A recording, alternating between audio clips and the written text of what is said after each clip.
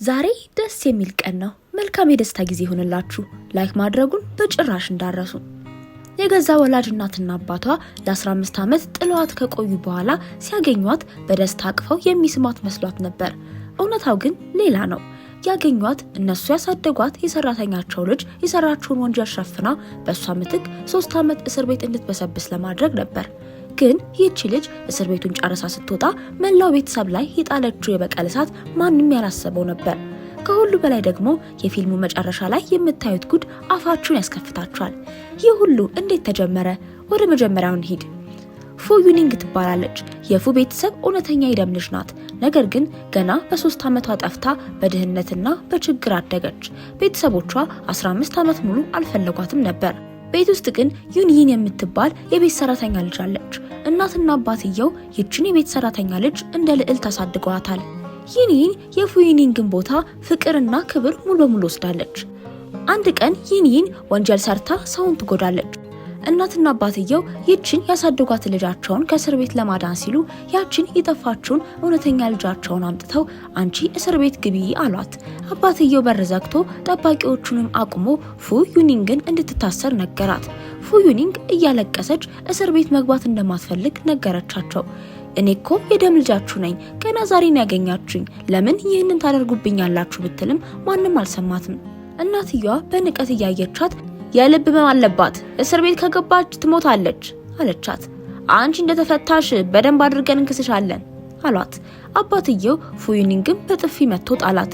ፉ ዩኒንግ እምቢ ስትል በግድ አስገድደው ወረቀት አስፈርመው ምንም ወንጀል ሳትሰራ 3 ዓመት ወደ ጨለማ እስር ቤት ወረወሯት። ለ3 ዓመታት ፉ ዩኒንግ በእስር ቤት አሰቃቂ ህይወትን አሳለፈች።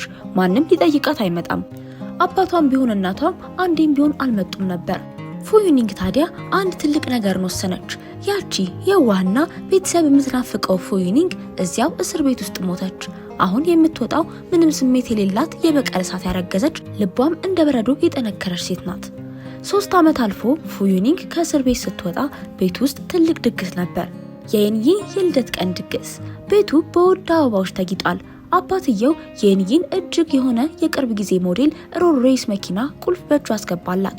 እናትየዋ ደግሞ በጣም ውድ የሆነ ብርሃን የሚያንጸባርቅ የአልማዝና የጃድ ሀብል አጠለቀችላት። ሁሉም ሰው ዩኒንን እያሞገሰ ነበር። ዩኒን እንደ ንጹህ መልአክ ፈገግ እያለች ስጦታውን ትቀበላለች። አንዲት የቤት ሰራተኛ ግን የፉ ቤተሰብ እውነተኛ ልጅ እኮ እስር ቤት እየበሰበሰች ነው ብላ ስታማ ፉ ዩኒንግ በሩን ከፍታ ገባች። ሁሉም በጣም ደነገጠ። ሙዚቃውም ጸጥ አለ። ፉ ዩኒንግ የለበሰችው ያረጀ ጥቁር ቀለም ጃኬት ነበር። ቀጥታም ወደ እናትና አባቷ ሄዳ ለዩኒን የተሰጣትን ስጦታዎች መውሰድ ጀመረች። ዛሬ እኮ የኔም ልደት ነው ብላ ጠየቀች። ዩኒንም እህቴ አላወቅንም ነበር፣ ምንም አላዘጋጀንም አለቻት። ፉ ዩኒንግ የምግብ ጠረጴዛ ላይ ተቀምጣ በዚህ ድግስ ካሱኝ አለች። ምግቡንና የልደት ኬኩን መብላት ጀመረች። በቤት ውስጥ 8 ወጣት ወንዶች አሉ። እነዚህ ወንዶች ውድ ሱፍ የለበሱ፣ አያትየው ፉ ዩኒንግ ስትመጣ እንድታገባቸው ብሎ ያሳደጋቸውና ያስተማራቸው የኩባንያው ምሰሶዎች ናቸው። አያትየው ከመሞቱ በፊት ጠቅላላ የኩባንያውን ሀብት ለፉ ዩኒንግ አውርሶ ነበር የሞተው። ግን እነዚያ 8 ወንዶች በተለይ አንቼን የሚባለው መሪያቸው በዩኒን የውሸት ፍቅር ታውሯል። ፉ ዩኒንግን እንደ ቆሻሻ ነበር የሚያዩት። አንቼን ፉ ዩኒንግን በንቀት አይቶ እኛ አንቺን የጎዳና ጭበርባሪ አናገባም፣ የምንወደው ንጹሃን ዩኒንን ነው ብለው በአደባባይ አዋረዷት። ፉ ዩኒንግ ግን አልተደናገጠችም። እኔ እናንተን ፍቅር አልፈልግም፣ ግን አባቴ እኔ እስር ቤት ለባከነው ህይወቴ ለእያንዳንዳቸው $100 ሚሊዮን አውጥተዋል። ስለዚህ ለኔ $900 ካሳ ልትሰጠኝ ይገባሃል አለችው። አባትየው በድንጋጤ አፉ ተከፈተ፣ ግን ምንም ማድረግ አልቻለም። 900 ሚሊዮን ሰጣት። ፉ ዩኒንግ ሳሎን ውስጥ ያለውን ትልቅ የቤተሰብ ፎቶግራፍ አየች። ፎቶ ላይ አባት፣ እናት፣ ዩኒን እንዲሁም ደግሞ 8 ወንዶች በደስታ ይስቃሉ። ፉ ዩኒንግ ቤቱን እንዳልወደደችው ነገረቻቸው። ፎቶውንም ከግድግዳ ላይ አንስታ ቀደደችው። እኔ የሌለሁበት ፎቶ የቤተሰብ ፎቶ አይደለም በማለትም ተናገረቻቸው። ዩኒንም እህቴ እንደምትጠይኝ ያውቃለሁ፣ ግን የልደቴን ድግስ አታበላሺ አለቻት። ፉ ዩኒንግ እጇን አነሳችና ፊቷን በጥፊ አጮለቻት። ቤተሰቡ በሙሉም ጮኸ። እሷን በጥፊ ብቻ ነው የመታዋት፣ እኔ ግን ለሷ ስል እስር ቤት ገብቼ በጩቤ ተወግቼ ነበር አለቻቸው። ፉ ዩኒንግ በኩባንያው ውስጥ ስልጣን ትፈልጋለች። ሁሉም ግን ይቃወሟታል። ትክክለኛ ልጃችሁ እኔ ነኝ አለቻቸው። አባትየውም እሺ አለ። በነጋታው ወደ ድርጅቱ ሄደች። ስብሰባ ላይም ይኒን ልታዋርዳት ሞከረች። ነገር ግን የስጋ ልጅ እሷ እንደሆነች አስታወሰቻት። ፉ ዩኒንግ የድርጅቱን ሰራተኞች አሳምና ምክትል ፕሬዝዳንት አድርገው እንዲመርጧት አደረገች። ይኒን እና 8 ወንዶች ደስተኛ አልነበሩም። አባትየው ጋር ሄደውም ከሰሷት። አባትየውም ይኒን የምክትል ፕሬዝዳንት ቦታ የሚገባው ላንቺ ነው እያላት እያለ ፉ ዩኒንግ መጣች። ፉ ዩኒንግ በእስር ቤት እያለች ያዳነችውን የአንድ ትልቅ ባለሀብት ልጅን አስታወሰች። ይህ ሰው የሀገሪቱ ትልቅ የጃንግ ቤተሰብ ወራሽ ነበር። እስር ቤት ውስጥ በጠላቶቹ ሊገደል ሲል ህይወቷን አደጋ ላይ ጥላ ፉ ዩኒንግ ነበረች ያዳነችው። ስለዚህ ጃንግ ለፉ ዩኒንግ ውለታ መክፈል ፈለገ። ፉ ዩኒንግ የጃንግን ትልቅ የንግድ ኮንትራት ይዛ መጣች። አባትየውና ኩባንያው ይህንን ሲያዩ ማመናቀታቸው። የጃንግ ኮንትራት ማለት ኩባንያውን እጥፍ የሚያሳድግ በሚሊዮን የሚቆጠር ሀብት ነው።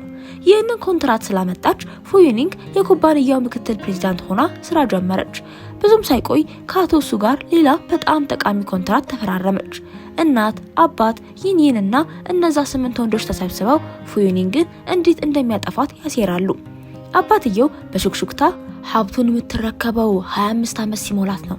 እስከዛ ታሞኛት፣ ከዛ ሀብቱን ነጥቀን ወደ ጎዳና እናባረራታለን ብሎ ሲናገር ፉ ዩኒንግ ይህንን ሁሉ የምትሰማ አልመሰላቸውም ነበር። እንዴት ትሰማለች? ፉ ዩኒንግ የመጣችው አንዲት ትንሽ የቤት ውሻ ነበረች። የውሻው አንገት ላይ ሚስጥራዊ የድምጽ መቅረጫ ድብቃ ነበር።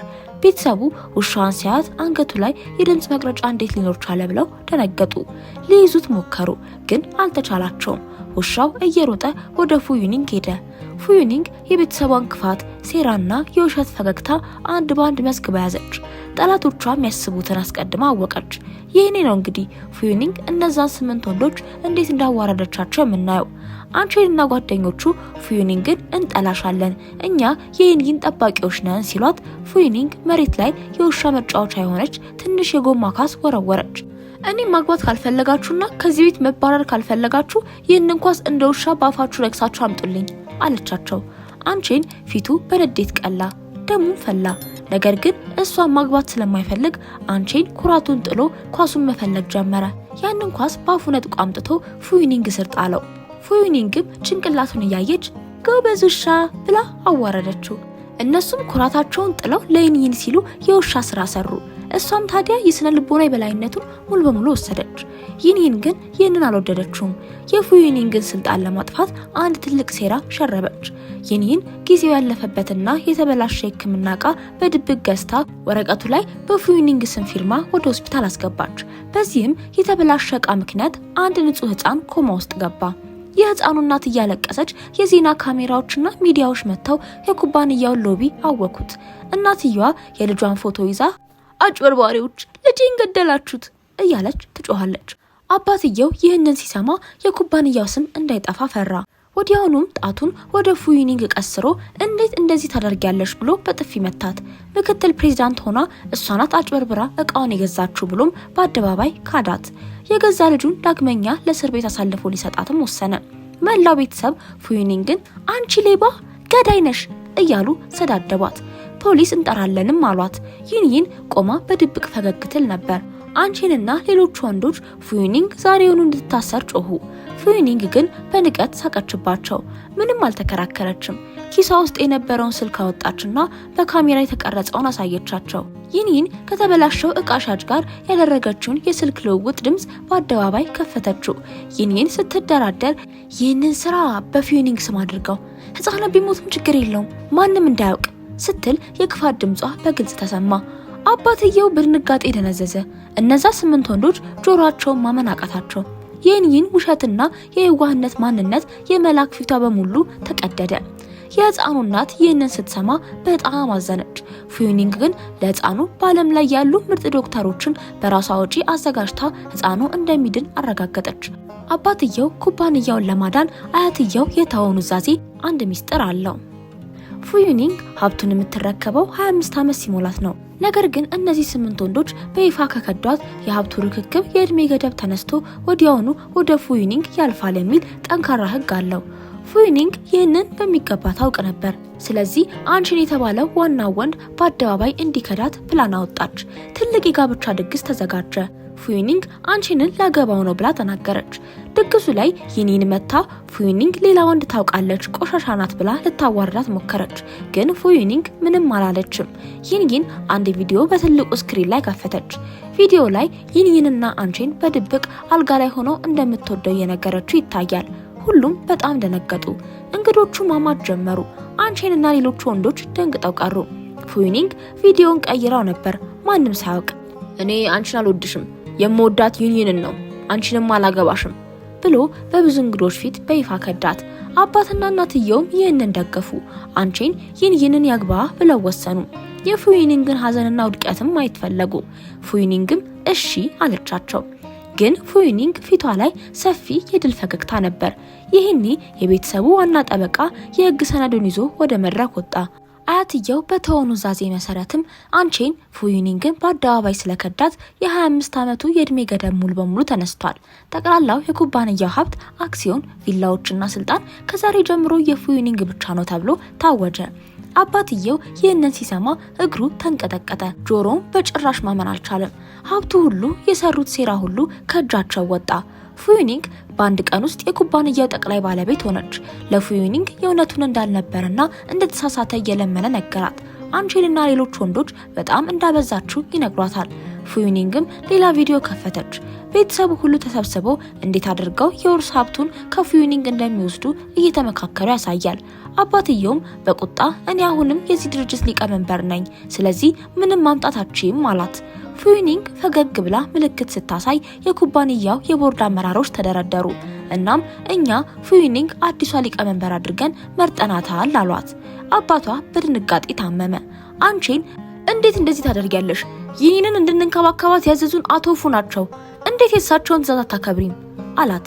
ጠበቃውም ጣልቃ ገብቶ አቶ ፉ ሲያርፉ የተናዘዙት እናንተ ይህንን ሳይሆን ፉዩኒንግን እንድትጠብቁ ነው ብሎ ቪዲዮ ያሳያቸው። አንቺንና ሌሎች ወንዶችም ይህንን ሲያዩ በእጅጉ ደነገጡ። አንቺን ስህተት መስራቱን ተረዳ። ይህንን የሰረበችበትን ሴራ ቪዲዮውን ለቀ ፉዩኒንግን እንድትከዳ ያደረገች፣ ኑዛዜውን እንድታፋጥንም ያደረገች ራሷ ይህንን ናት ብላ ፉዩኒንግ እውነቱን ነገረችው። ይህንንም በእጅጉ ጠላት። ይህንንም አብደሻል፣ ለዛ የአይምሮ ሕክምና ሆስፒታል መሄድ አለብሽ ብላ በጋርዳ ሲዛ አስወጣቻት። እሷን ብቻ ሳይሆን ታዲያ እናትና አባቷንም አስወጣቻቸው። ፉዩኒንግ ከእናንተ ጋር ምንም ግንኙነት የለኝም አለቻቸው። እሺ የፊልሙ መጨረሻ ላይ ያለው አስደንጋጭ ሚስጥር ምንድን ነው? አባትና እናትየው ምንም ሀብት ሳይኖራቸው በጸጸት ሆስፒታል ገብተዋል። አንቺንና ሌሎች ወንዶች በጸጸት ተንበርክከዋል። አንድ ቀን ፉዩኒንግ እጅግ ውድ የሆነ ሱፍ ለብሳ እነዛን እናትና አባት ሆስፒታል ሄዳ ጎበኘቻቸው። አባትየው እኔ አላበድኩም፣ መድኃኒት አልፈልግም እያለ እናትየዋ ጥግ ላይ የተንቀጠቀጠች እያለቀሱ እንድታስወጣቸው ለመኗት። ልጃችን ይቅር በይን፣ ስተት ሰርተናል፣ እባክሽ ከዚያ አውጪን ብለው ለመኗት። ፉዩኒንግ ግን ፊቷ ላይ ያለምንም ርህራሄ ወደ እነሱ ዝቅ ብላ አንድ ታሪክ ልንገራችሁ አለቻቸው። ታሪኩን ከነገረቻቸው በኋላ ግን በጭራሽ ሊያምኑ አልቻሉም። አባትየው አንቺ ማነሽ እያለ በድንጋጤ ጠየቃት። ታሪኩ እንዲህ ነው። ከዓመታት በፊት እነዚህ እናትና አባት በውድ መኪናቸው እየነዱ አንዲት ምስኪን ሴት በመኪና ገጭተው ገደሏት። በፖሊስ እንዳይጠየቁ ብለው ገንዘብ ወርውረው ጥለዋት ሸሹ። ይህች ሴት የፉዩኒንግ እውነተኛ እናት ነበረች። ፉዩኒንግ የዛች የሟች ሴት ልጅ ነበረች። እናቷ በመኪና ተገጭታ በደም ተዘፍቃ ስትሞት ፉዩኒንግ እያለቀሰች ትመለከት ነበር። ማንም ጠበቃ አላቆመላትም፣ ፍትህም ጠፍቷል።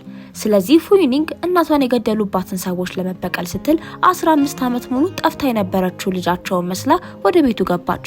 3 ዓመት ሙሉ በእስር ቤት በቢላዋ ተወግታ የታገሰችው ያንን ሁሉ ውርደትና ስቃይ የቻለችው ይህንን ትልቅ በደል ለማድረስና ሀብታቸውን ነጥቃ መቃብር ለማውረድ ነበር። ፉዩኒንግ ለጥያቄያቸው ምንም መልስ ሳትሰጣቸው በንቀት አይታቸው ዞር አወጣች። የበቀል ስራዋን ጨርሳም የገዛ እናቷን ገዳዮች አጥፍታ በድል ወጣች። እናንተስ ብትሆኑ ምን ታደርጉ ነበር? እናትን የገደሉ ሰዎች ቤት ውስጥ የጠፋች ልጃቸውን መስለ ገብተ ለአመታት ታግሰ እስር ቤት ገብተ አካልን አቁስለ ትበቀላቸዋለህ ወይስ በህግ አግባብ ተከሳቸዋለህ? የኔን አስተያየት ከጠየቃችሁ የፉዩኒንግ በቀል ፍጹም ድንቅ ነበር። ፍትህ በጠፋበት ዓለም የራስን ህይወት አደጋ ላይ ጥሎ ጠላትን ከስሩ መንቀል ትልቅ ጥበብ ነው። የሰው ልጅ የሰራው ክፋት ምንም ቢሆን ተመልሶ መምጣቱ አይቀርም። እናትና አባትየው እንዲሁም ይህን ያገኙት ቅጣት የገዛ እጃቸው ስራ ነው። ንጹህ ሰውን ገድለ ሌላውን አስረ አንተ በሰላም በጭራሽ አትኖርም። የፉዩኒንግ ትዕግስት፣ ብልሃትና ስልት ለማንም ትምህርት የሚሆን ነበር። እናንተስ ስለዚህ ፊልም ምን ታስባላችሁ? የፉዩኒንግ ትዕግስት ገረማችሁ ወይስ የቤተሰቡ መጨረሻ አሳዘናችሁ? ሐሳባችሁን ኮሜንት ላይ አስፍሩልኝ። ቪዲዮውን እስከ መጨረሻው ድረስ ስለተከታተላችሁኝ እጅግ አድርጌ አመሰግናለሁ። አሁን ደግሞ ስክሪኑ ላይ ከሚታዩት ቪዲዮዎች መካከል አንዱን ተጭናችሁ ተመልከቱ። በእርግጠኝነት ይመቻችኋል።